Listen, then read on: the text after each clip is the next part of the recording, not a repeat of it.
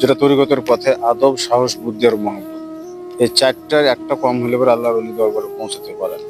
তো মোতাহার ভাইয়ের আদব, সাহস, বুদ্ধি এবং মহব্বত চারটাই ছিল। তার প্রমাণ যে মানুষ, আমি সেদিনকে জানাজাতে বলছিলাম, মানুষের শেষ আশা কিন্তু খুব পূরণ কম হয়। মোতাহার ভাই যেটা সর্বশেষ আশা ছিল যে না, আমার দাফনটা দরবারে হয় এবং আব্বা হুজুর যাতে আমার জানাজা করে, আল্লাহ তাআলা দুটাই কবুল করেছে। তো আমার ব্যাপারে তার প্রেয়ার ছিল যে যেন শাহিন ভাই আমার তো হয়, সেটাও আল্লাহ তাআলা কবুল করেছে।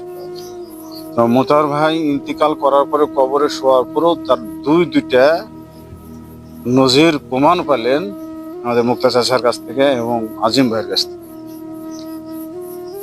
এবং মোতাহার ভাইয়ের আমি যখন মোনাজাত করি তখন দেখছি যে 5টা আলো জ্বলছে, মোতাহার ভাই 5টা আলো জ্বলছে, সে আলোতে আমাদের ওই যে একটা আলো কিন্তু আমি বলি কি ব্যাপার, আলোটা আসছে কোথায়?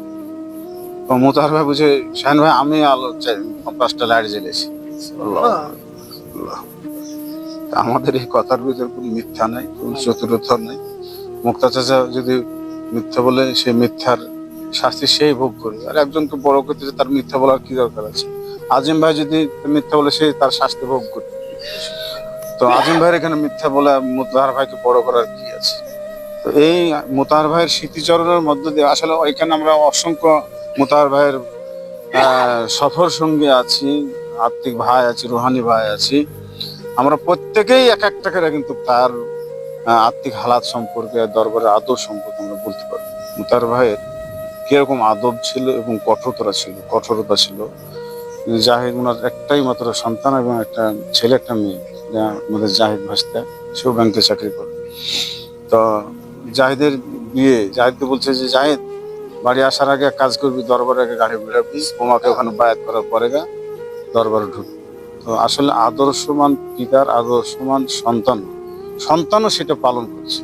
দরবারে গাড়ি ভিড়িয়েছে, বায়াত করার পরে সে বাসাতে নিয়ে গেছে। তার মেয়ের বিবাহ খানা, আপনারা এগুলো পারবেন না, এটা মোতাহার ভাইয়ের দ্বারা সম্ভব হয়েছে। খানা পাক করার পরে, যেটা আমরাও বাড়িতে পারি না, আপনার জন্য তো অনেক সময়তে পারি না। তো মোতাহার ভাই যেটা পারছে যে তার মেয়ের বিয়ে আগে খানা রান্না করার পরে বাটিতে তুলে, আমরা অনেক কিছুই চিন্তা ভাবনা করি কিন্তু পারি না। কিসের কারণে পারি না? বাধার কারণে পারি না। মনের বাধা আছে, আত্মীয়র বাধা আছে, বিভিন্ন বাধা আছে। যেমন আপনার একটা তাফসীরের ভিতরে পড়ছিলাম যে একজন ইমামের মুখে শুনছে যে দান করতে চাইলে পরে শয়তান বাধা দেয়। তো ও তখন মসজিদ থেকে বাইরে চলে এসেছে যে ইমামের কথা আমি বিশ্বাস করি না, শয়তান বাধা দিতে পারে। তো বাড়িতে আসা বাস গম বাইকে রেলে দান করার জন্য বাড়াচ্ছে, বাড়িয়ে গেছে। এই সময় স্ত্রী বাধা দিয়া গহমকে রেখে দিয়ে স্ত্রী বাধা কারণে পারলো না। ইমামকে যা বলছে, হুজুর শয়তানকে পারে, কিন্তু শয়তানের নাতনিকে পারে।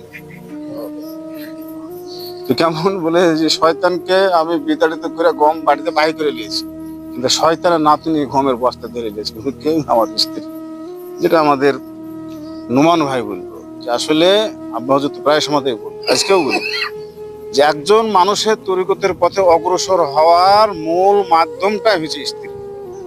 স্ত্রী যদি আল্লাহ ওয়ালি হয়ে যায়, স্ত্রীর কারণে স্বামীর পথটা আরো প্রশস্ত হয়ে যায়, খোলসা হয়ে যায় এবং সহজ হয়ে যায়।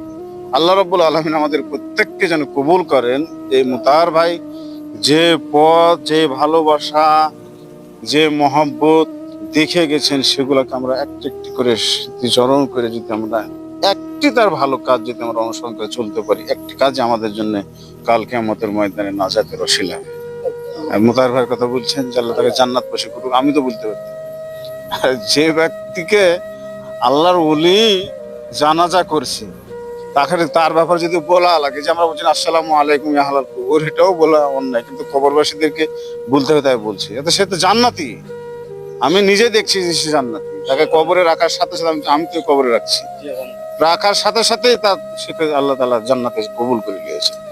হ্যাঁ, আমি তো মনে হতে বলতে পারতাম যে আল্লাহ তাকে জান্নাত বসে দিতে হবে। হ্যাঁ, আমাদের বলার আছে আল্লাহ তুমি তোমার হাবিবের রওজা শরীফের সঙ্গে তার যাতায়াতের ব্যবস্থা করে দাও। তখন আল্লাহর হাবিবের রওজার সঙ্গে তার যাতায়াতের ব্যবস্থা হয়ে যায়, বড় সৌভাগ্যবান। আল্লাহ রাব্বুল আলামিন মোতাহার ভাইকে কবুল করেছেন, আল্লাহ তাআলা আমরাকেও যেন কবুল শেষ শেষ যেটা যে কলেমা তৈবার সময় যে মৃত্যু, এটা সকলের সম্ভব না। শেষ যেটা যে মুর্শিদের সাথে থাকা, মুর্শিদ জানালা খুলবে দেখবে,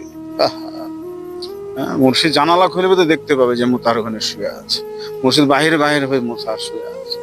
এই যে সালাম পাচ্ছে, এই ভাগ্য, এটা সবার দ্বারা সম্ভব না। আল্লাহ রাব্বুল আলামিন আমাদের কবুল করেছেন মুতার ভাইকে, আমরাও যেন কবুল করে। আমরা যে যেখানে থাকি মুর্শিদ যেন আমাদেরকে দেখেন, আমরাও যেন মুর্শিদ দেখতে পাই। ছোট্ট করে দোয়া করে দিই। আল্লাহুম্মা ফাতিরিস সামাওয়াতি ওয়াল আরদ আলিমুল গায়বি ওয়াস শাহাদাতি হুয়ার রাহমান। ইয়া আল্লাহ, আমরা মুতার ভাই সম্পর্কে স্মৃতিচরণ উদ্দেশ্যে যাহা কিছু এখানে আলোচনা করেছি, আমরা সত্য এবং সঠিক সেটাই তুলে ধরেছি। এখানে আমাদের মিথ্যা এক চুল পরিমাণ নাই। আয় রব্বুল আলামিন, মুতাহার ভাইকে যেমন কবুল করেছো, আমাদেরকে তুমি এভাবে কবুল করো। আল্লাহ, তুমি আমাদের পাপ ও শের প্রতি আত্মা নফস আবাদস খাক কষ্টল দুঃখ পূর্ণভাবে জারি করো।